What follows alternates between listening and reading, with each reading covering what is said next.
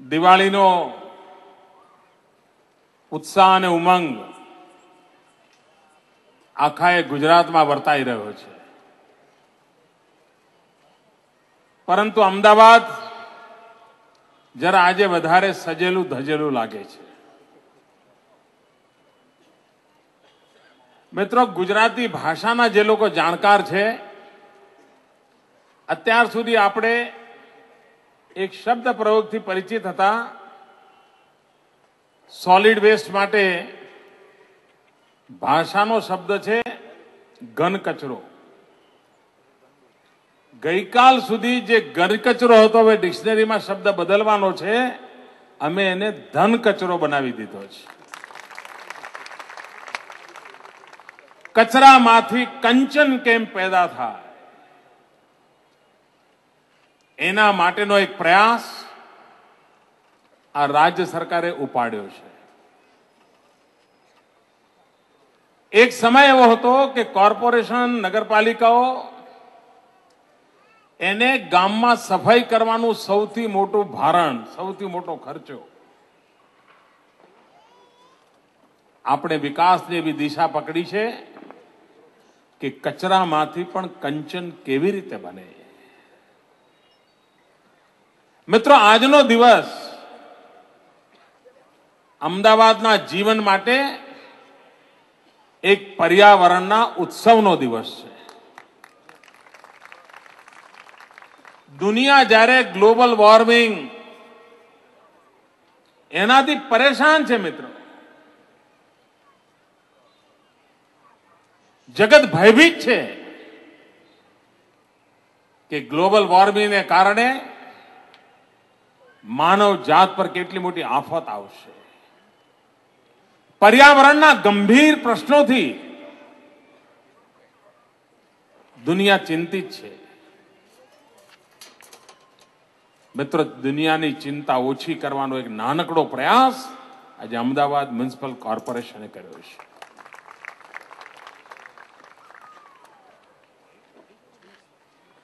અહીંથી જે કચરો તમારે ત્યાંથી ઉઠાવીએ છીએ, મિત્રો, ક્યારેક કચરો ઉપાડવાનો આવડો મોટો સમારંભ તમે જોયો છે? કચરો ઉપાડવાનો સમારંભ છે આજે. મિત્રો, સમગ્ર હિન્દુસ્તાનની મોટામાં મોટી લેન્ડફિલ સાઇટ આજે આપણે એનું લોકાર્પણ કર્યું, જ્યાં આગળ આ શહેરમાંથી ઉપાડેલો કચરો નાખવામાં આવશે. અને એવડી મોટી સાઇટ છે કે આખા અમદાવાદનો કચરો ત્યાં નાખતા નાખતા નાખતા એ જગ્યા ભરાતા ભરાતા 6 વર્ષ લાગશે. લગભગ 11 લાખ ટન કચરો. અને વૈજ્ઞાનિક ઢબે અત્યારે તમે જગ્યા જોવા જાઓ તો તમને કોઈ રમણીય હરવા ફરવાની જગ્યા જેવું લાગે. કોઈ વાર મોકો મળે તો જોવા જજો મિત્રો. અને વિદ્યાર્થી મિત્રો, ખાસ કરીને ટેકનિકલ ક્ષેત્રે કામ કરતા વિદ્યાર્થીઓને વિનંતી કરું છું કે આ લેન્ડફિલ સાઇટ જરૂર જોવા જાય. વિકાસ માટેની વ્યવસ્થાઓ કેવી રીતે વિકસાવી શકાય છે એનો નમૂનો છે. સમગ્ર હિન્દુસ્તાનનો આ મોટામાં મોટો લેન્ડફિલ સાઇટનો સાયન્ટિફિક રીતે તૈયાર કરેલો પ્રોજેક્ટ છે. પર્યાવરણને કારણે સુપ્રીમ કોર્ટમાં રોજ કોઈ કોઈ કેસ ચાલતા હોય છે અને સુપ્રીમ કોર્ટ કડકમાં કડક ચુકાદા આપે છે. પણ સુપ્રીમ કોર્ટ જ્યાં બેસે છે એ દિલ્હીમાં જેવડો પ્રોજેક્ટ નથી, એના કરતા અનેક ગણો મોટો પ્રોજેક્ટ અમદાવાદની ધરતી પર થઈ રહ્યો છે. અને એની સાથે બીજા પણ કામો જોડાયેલા છે. આજે કચરો છે, આમ તો ધીરે ધીરે ધીરે નાગરિકો જવાબદારી ઉપાડે તો દુનિયાના દેશોમાં જોયું છે કે પોતાનો ઘરનો કચરો થેલામાં જુદો કરીને મૂકતા હોય. લોખંડ હોય એવો બધો એક કચરો જુદો, રસોડાનો કચરો હોય તો જુદો, અને પછી ઉપાડવા વાળા આવે તે કલર પ્રમાણે થેલો ઉપાડીને લઈ જાય. આપણે એવું નથી કરતા, આપણે બધું ભેગું નાખીએ છીએ. પછી કોર્પોરેશન એને જુદું કરે છે. મિત્રો, આ જુદા કરેલા કોર્પોરેશનના કચરામાંથી પણ કેટલોક ભાગ એવો છે જેમાંથી ખાતર બનશે અને આ ખાતર આખી દુનિયામાં આજે ઓર્ગેનિક ખાતરથી ઉત્પાદિત થયેલી ચીજોનો મોંઘામાં મોંઘો ભાવ મળતો હોય છે. મિત્રો, ઓર્ગેનિક ખાતરમાંથી તૈયાર થયેલા શાકભાજી હોય તો દુનિયામાં એની સૌથી વધારે કિંમત ઉભી છે. ઓર્ગેનિક ખાતરમાંથી ઉત્પાદન કરેલા અનાજ હોય તો દુનિયામાં સૌથી વધારે કિંમત મળે છે. એવું ખાતર આ કચરામાંથી બનશે. જેમાંથી ખાતર ન બને એવો કચરો હશે એમાંથી ટેકનોલોજીની મદદથી કોલસો બનાવવામાં આવશે અને એ કોલસામાંથી વીજળી ઉત્પાદન કરવામાં આવશે.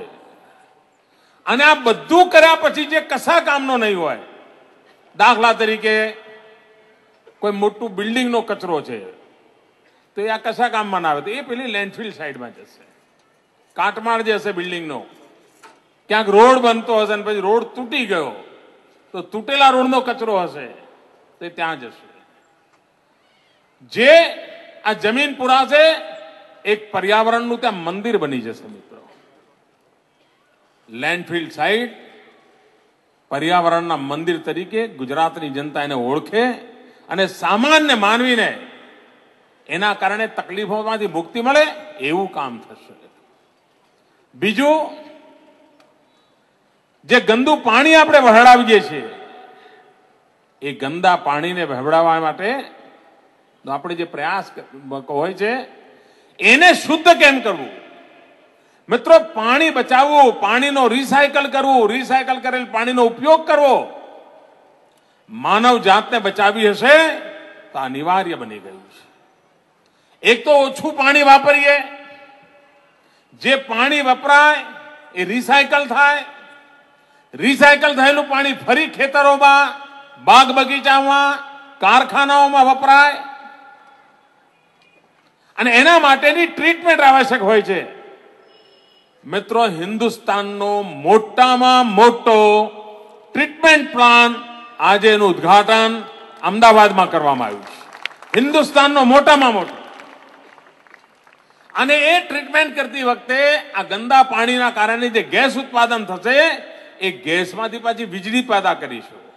આપણે મિત્રો પાક્કા અમદાવાદી. કેરીની સિઝનમાં કેરી લાવીએ તો એનો રસ કાઢીએ, રસ કાઢ્યા પછી ગોટલામાંથી ફજેતો તૈયાર કરીએ, ફજેતો તૈયાર થયા પછી ગોટલીમાંથી મુખવાસ તૈયાર કરીએ. મિત્રો, એક વસ્તુનો કેટલો ઉપયોગ કરવો, રિસાયકલ કેમ કરવું આપણને બરાબર આવડે. જૂના કપડા હોય તો જૂના કપડામાંથી ગાડલા સીવડાવીએ, એમાંથી રજાઈ બનાવીએ. મિત્રો, આપણા ત્યાં પરંપરાગત સંસ્કાર હતા રિસાયકલના. મિત્રો, આ ગંદા પાણીમાંથી જે ગેસ નીકળશે એમાંથી વીજળી ઉત્પાદન કરવામાં આવશે. 1.5 મેગાવોટ વીજળી એમાંથી ઉત્પાદન થશે.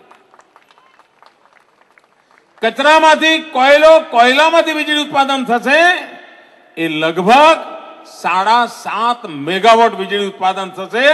મતલબ કે મિત્રો, આ કચરામાંથી 9 મેગાવોટ વીજળી આ ગુજરાતની અને અમદાવાદની જનતાને મળશે. આ 3 પ્રોજેક્ટ પર્યાવરણના અને એમાંથી મિત્રો આપણે કાર્બન ક્રેડિટની પણ કમાણી કરીશું.